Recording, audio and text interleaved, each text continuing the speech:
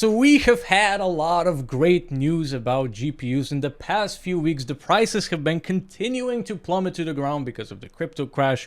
Plus, Intel has announced new GPUs in the lower end, which is exactly the price range we still need to improve. But now we seem to be balancing out with some bad news as well. So the Nvidia RTX 40 series, that was planned, that was scheduled, everybody assumed that would come out this fall.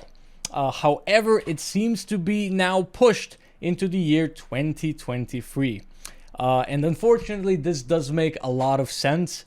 If you watch this channel, you know, I kind of predicted this move because unfortunately, it does make sense for Nvidia. You know, you have to remember Nvidia's main purpose as a company, I think they're legally obligated to do this, by the way, is to just make as much money as possible. It's not to give the consumers great deals, make them happy. No, it's just to make as much money as possible. So basically, what's happening now is since the crypto crashed, the market has been oversaturated by crypto miners dumping their used graphics cards.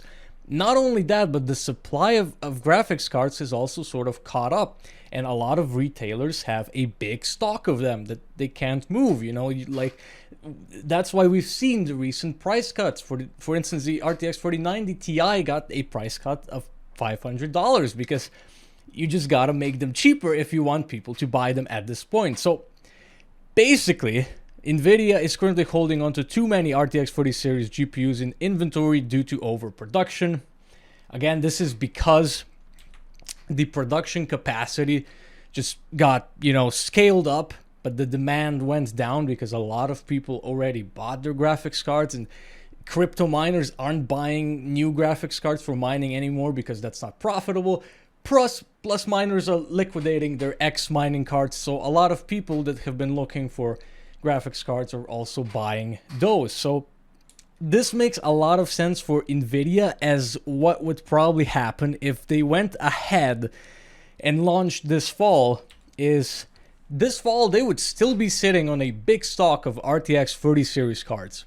And now there would also be RTX 40 series cards in the wild. So either they would have to have a gigantic discount on the 30 series cards, or they just wouldn't move them at all and it would just be that stock. So it does make a lot more sense for them to just push the launch further into the future and just pile up their stock for whenever they decide to launch and try to sell out the current inventory that they have of the 30 series right now. So not great. If the launch would have happened this fall, it's for sure not gonna happen.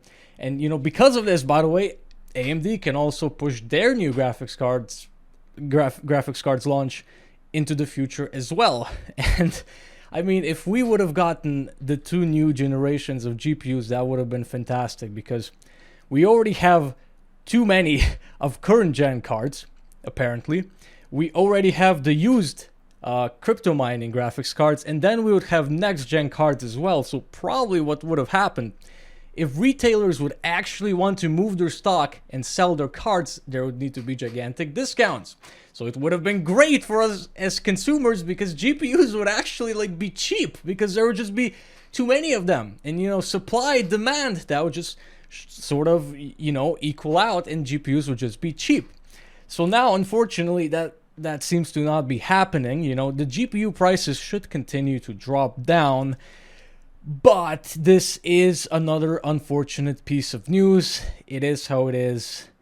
You know, Nvidia, I'm pretty sure, is a public traded company. So like I've said before, they are literally legally obligated to just make as much money as possible. And they're going to make more money if they delay their launch, even though it's going to make us, the consumers, not as happy.